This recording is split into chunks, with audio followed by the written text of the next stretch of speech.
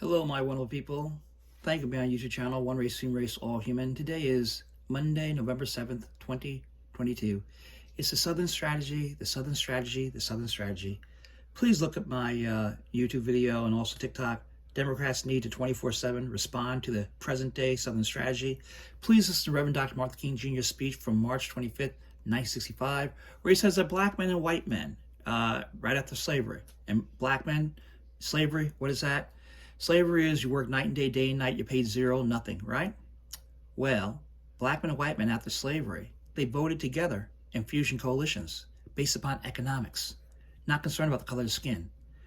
How did it end? Well, segregation, right? Point is that the Southern Strategy is used to get white individuals to vote against their self-interest.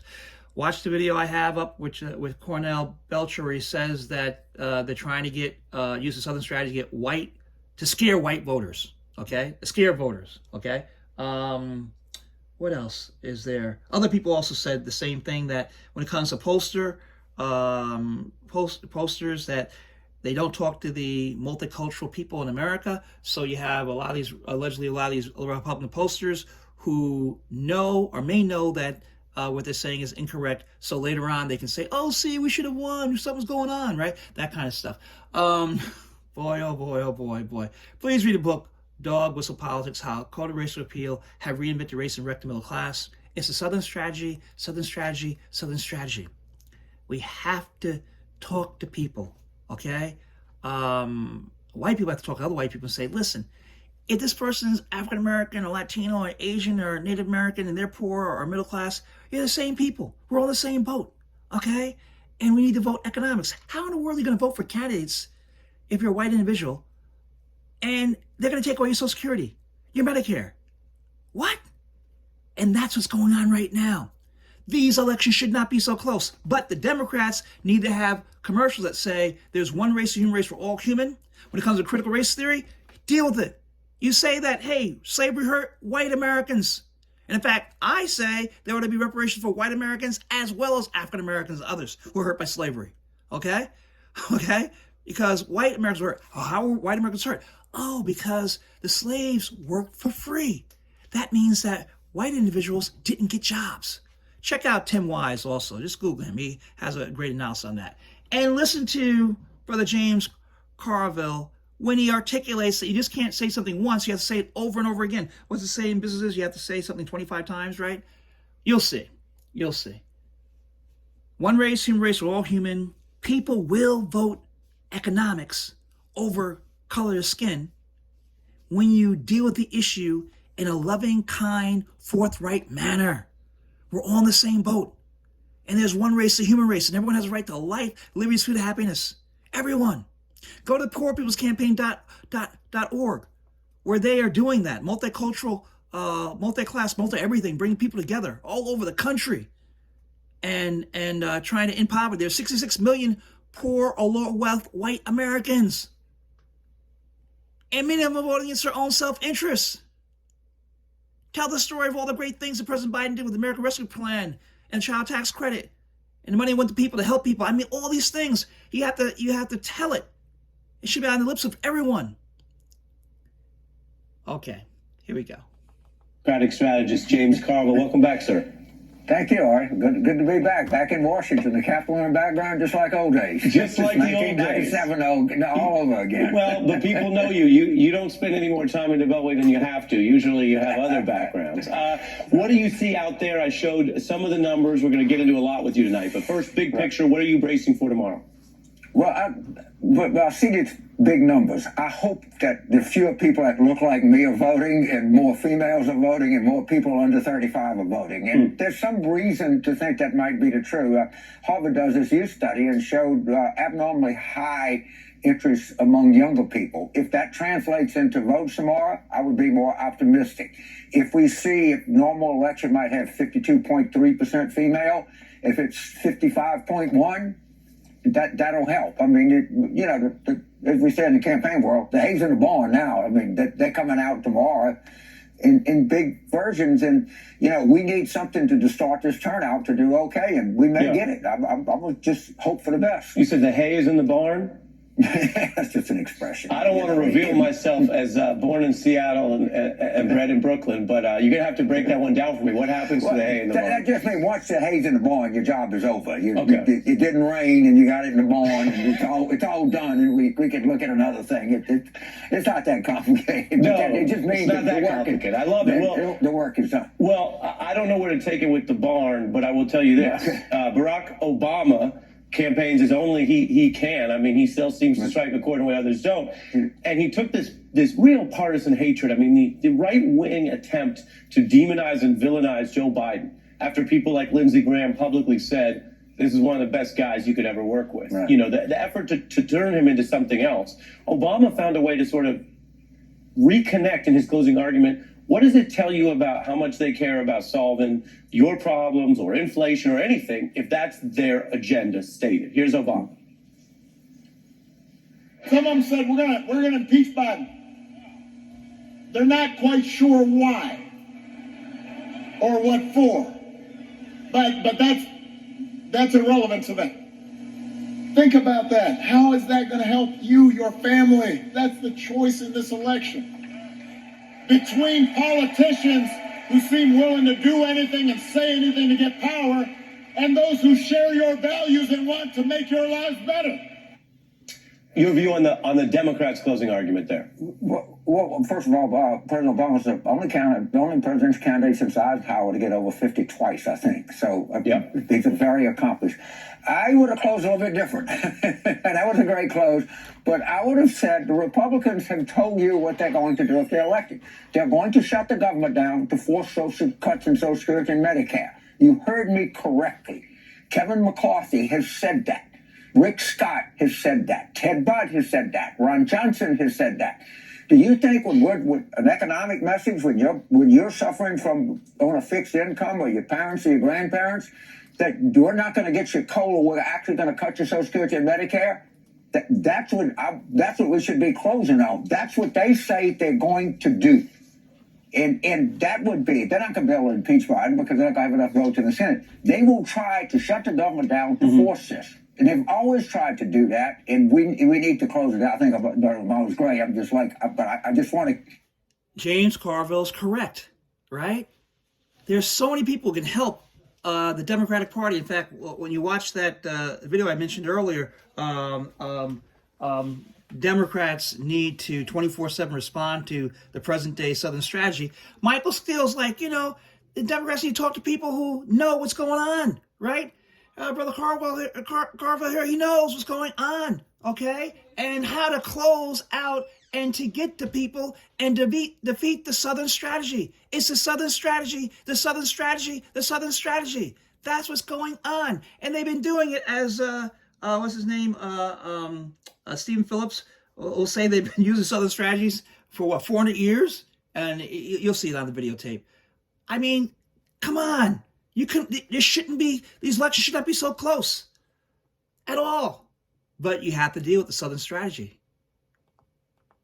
Get that Social Security, Medicare, close the government, which is a trifecta of unpopular ideas. We got to understand that.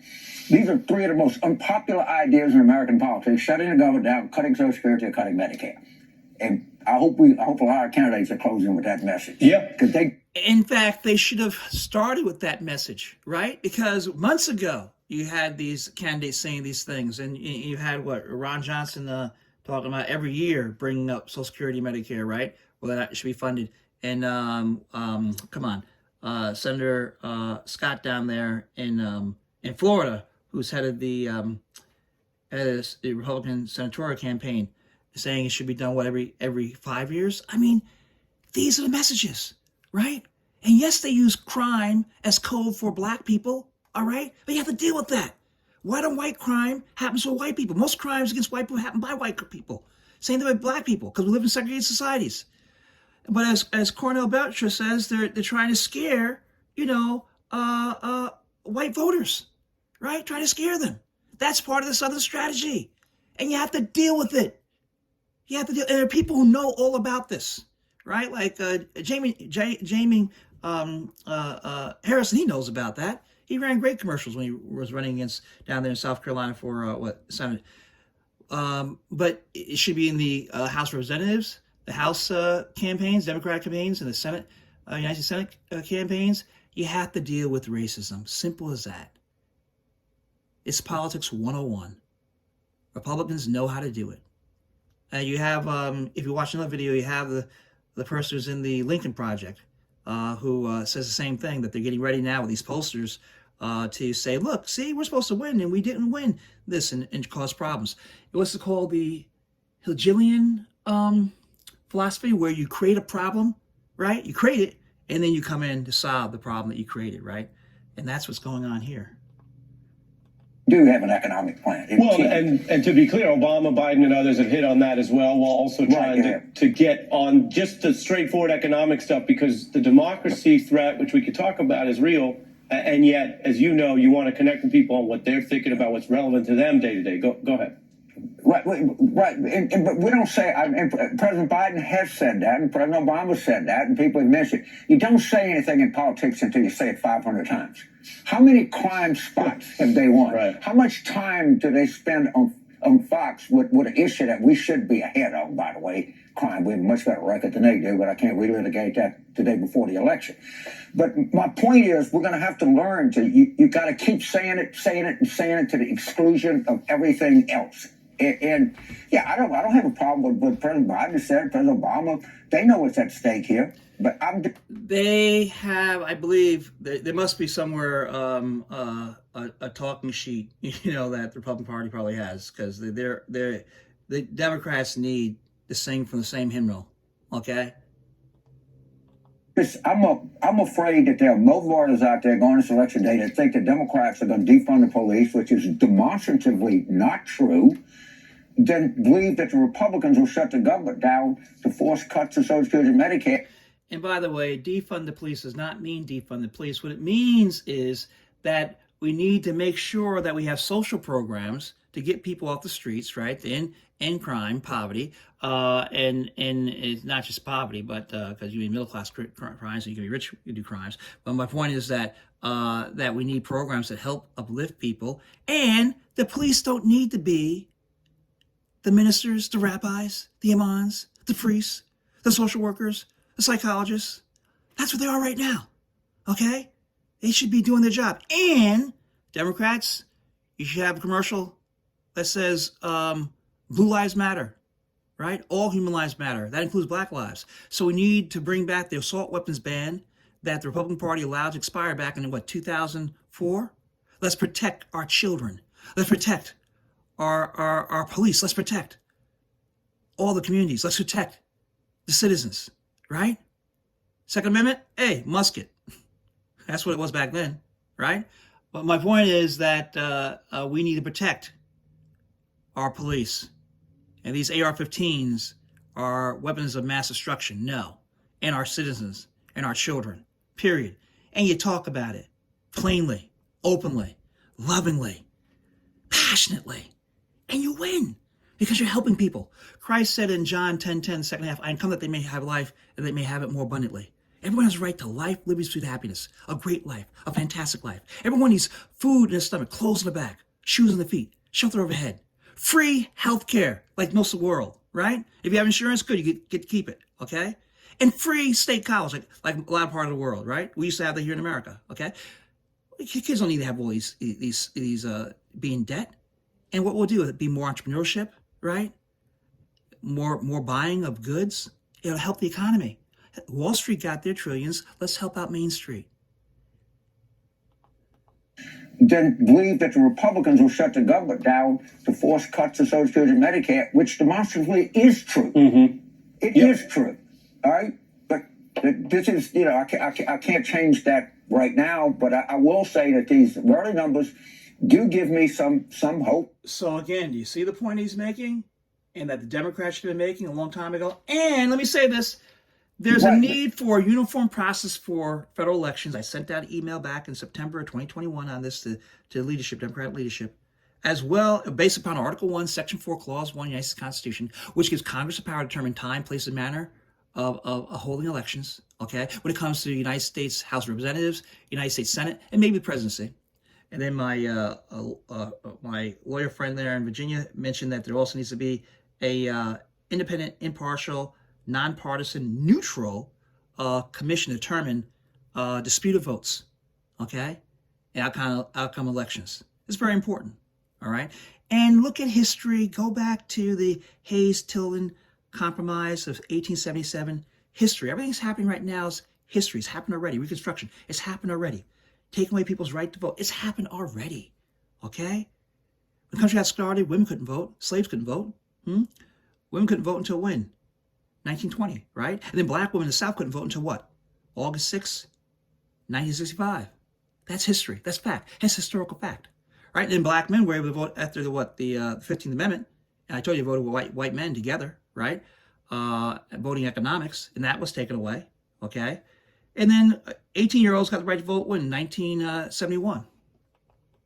But we don't say, and President Biden has said that, and President Obama said that, and people have mentioned it. You don't say anything in politics until you say it 500 times. How many crime spots have they won? Right. How much time do they spend on Fox with an issue that we should be ahead of, by the way? Crime. We have a much better record than they do, but I can't relitigate that the day before the election. But my point is, we're going to have to learn to, you got to keep saying it to the exclusion of everything else.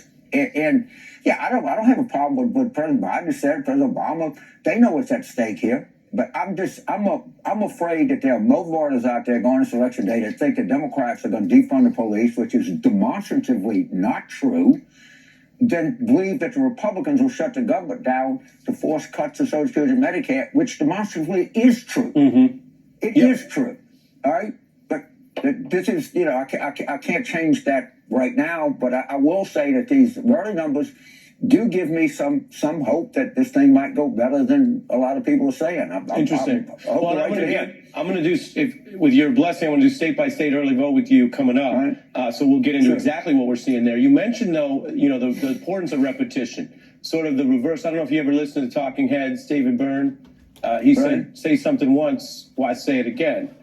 In politics, you're telling us it's the opposite. Republicans are saying something true or not 500 times to drill it in. We've seen the crime message come in. I mean, it was critical race theory in the off year in Virginia. Now it's a lot of the crime message. Here's what Bill Clinton, who you worked for, said about that. Lisa, he makes it sound like Kathy Hogan gets up every morning, goes to the nearest subway stop, and hands out billy clubs and baseball bats. But what do the Republicans really say? I want you to be scared, and I want you to be mad. And the last thing I want you to do is think. Is the crime message, which is being responded to by the former president, because it's obviously broken through to some degree, is that something where the Republicans have found something really visceral and local to run on? Close to my heart, Ari. So in the spring of 2021, I wrote a piece in the Wall Street Journal saying the Democrats better own this issue. I was told that we just can't do that the foundations would go berserk. I don't know where the foundations ever got veto power over Democratic messaging. Foundation being like the Ford Foundation. Let's be very clear. The Ford Foundation. Yeah, let's name names. Then I know of two friends of mine who are high-end political people. One went to the Vice President Harris people and said, you need to run on this, and we can't do that. Another went to a Senate retreat somewhere in Eastern Maryland and said, well, we just can't do that. Why? Why can't we? By the way, President Clinton and Joe Biden authored the most successful piece of crime-fighting legislation in American history, the Crime Bill of 1994. Was it excessive in some of the sentencing stuff? Yes, because John Kasich, the Republicans, put that in to get it passed. But did the crime rate drop like this between 1994 and 2019? Yes, it did. And it only came back in the last year of the Trump presidency. In red states, of the 10 states with the highest crime rate, 8 are red states. Crime in Republican-run cities like Bakersfield and Jacksonville are significantly higher than they are in a Democratic city like San Francisco. We have not told people that because the Ford Foundation blocks our messaging.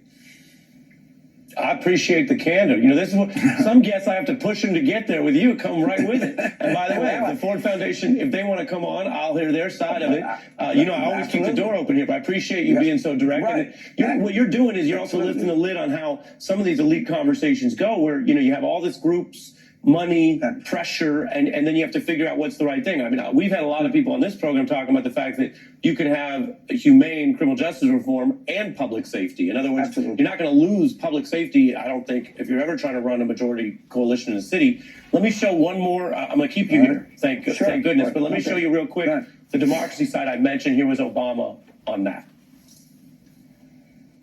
When true democracy goes away, people get hurt. It has real consequences. This is not an abstraction. Governments start telling you what books you can read and which ones you can't. Dissidents start getting locked up. Reporters start getting locked up if they're not towing the party line. Corruption reigns because there's no accountability. Where does that figure into the closing argument? And this is a quasi-political, quasi-civic question, James.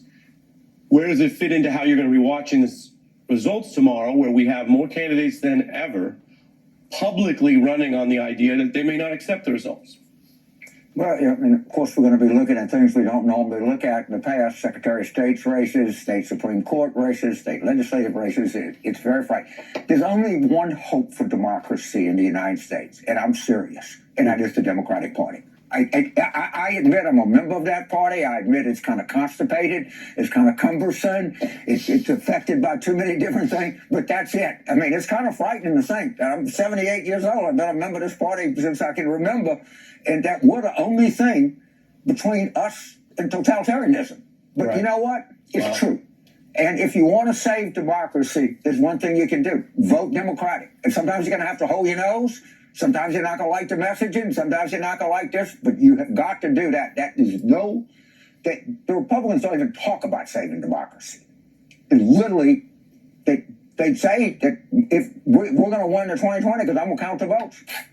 Yeah, and that's just a fact. No, I'm sorry. as you say, and that's the thuggish nature of it. I use that word deliberately. There are autocrats around the world who lead in a thuggish manner, and I don't say every single Republican on the ballot or in the country, but those who do the autocratic pitch and say we're going to do this. What you just said, we're going to be in charge of counting, so it'll be a Putin-style election. I mean, they have quote unquote claimed elections in Russia.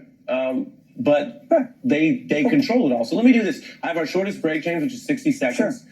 I'm going to pay off the promise I made. I know your favorite politician said a promise made is a promise kept.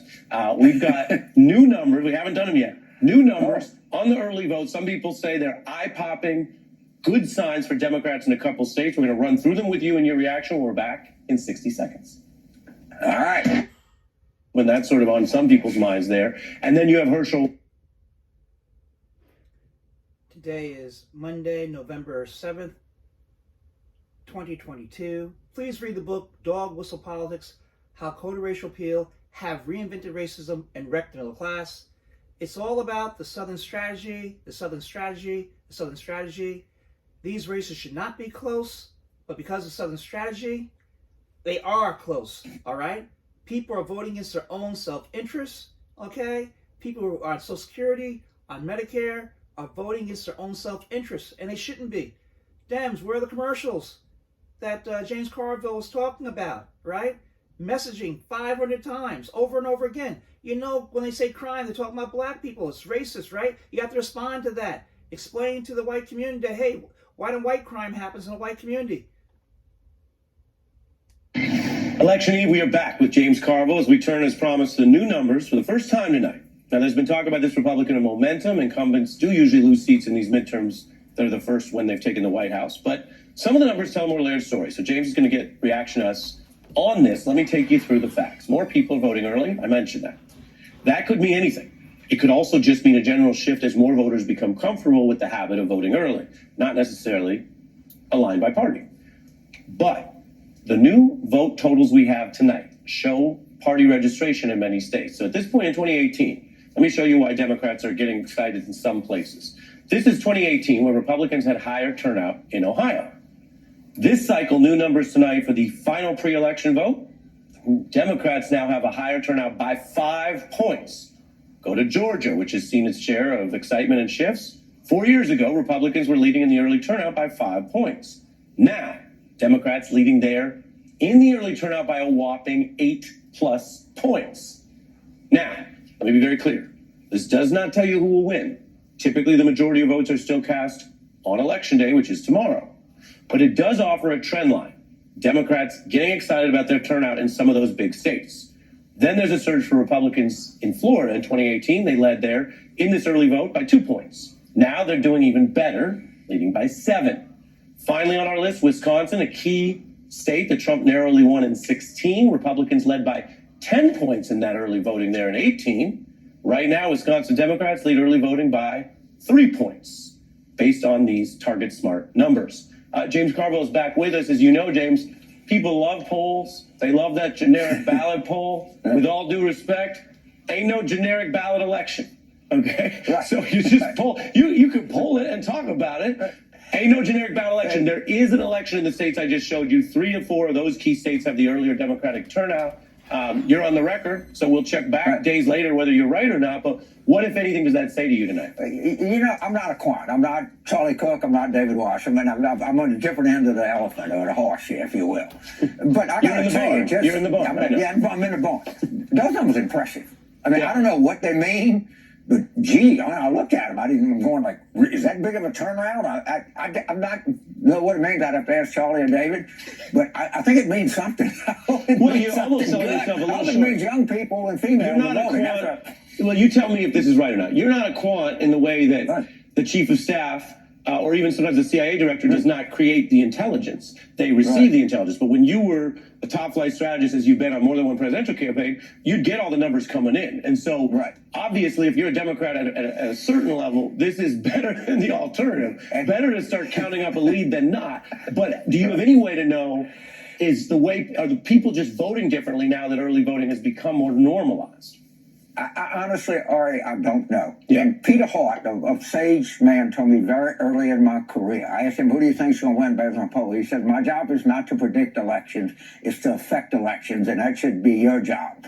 And I took Peter's advice to heart. I'm not. They got plenty of people in the prediction industry.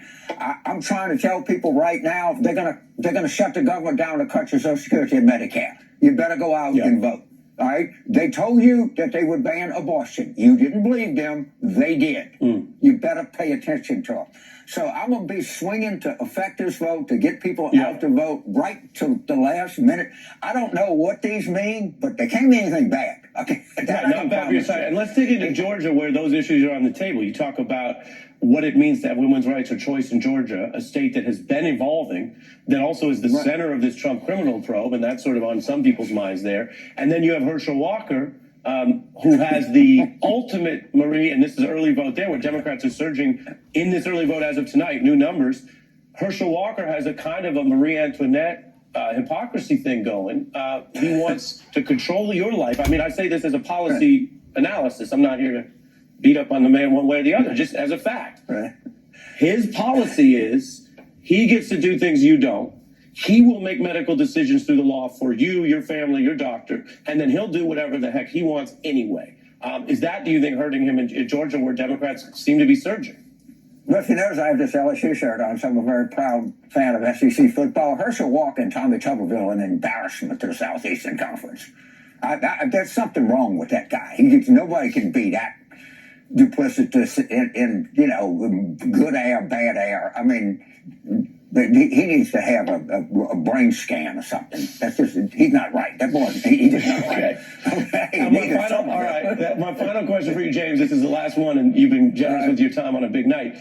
Sure. How will you be watching tomorrow night? Because I will tell you, one of the biggest mistakes you see in the press sometimes is rushing. Let's get the facts and see where they land. How will you be watching the numbers as they come in? I'll actually be on MSNBC, and I pay attention to Steve Kornacki because he's a heart degenerate. So I love Steve because I love I'll ask him about Flightline tomorrow. But at any rate, no, I'm going to do that. I want to look at Maine 2. I'm going to look at Virginia 2, Virginia 7 early. You know, we should be getting some stuff over the transom in North Carolina. Georgia has, you know, Virginia has good count. I think we're going to know the direction of this election by 10:30 Eastern. Now, we may not look, if the Senate is 50-50, we could, it might take a week. But we will know if we'll have a good idea. And I'm going to wait for Brother Kornacki, because whatever he says, for me to think, that's what I'm going to think on election night, because that's his expertise. Well, you know the old saying about Brother Kornacki here in these halls. Everybody always says the great thing about him is he doesn't count the hay until it's all in the barn. I'm going to get you a rule one day. I guarantee you.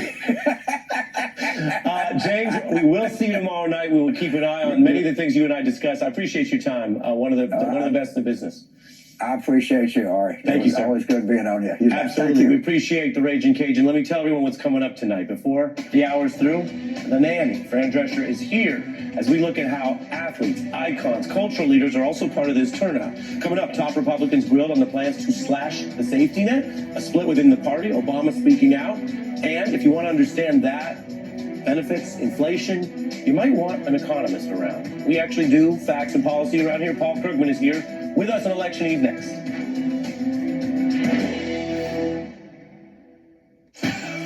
My husband and I have never been more active. Shingles doesn't care. I go to spin classes with my coworkers. Good for you. Shingles doesn't care. Because no matter how healthy you feel, your risk of shingles sharply increases after age 50. But Shingrix protects. Proven over 90% effective. Shingrix is a vaccine used to prevent shingles in adults 50 years and older.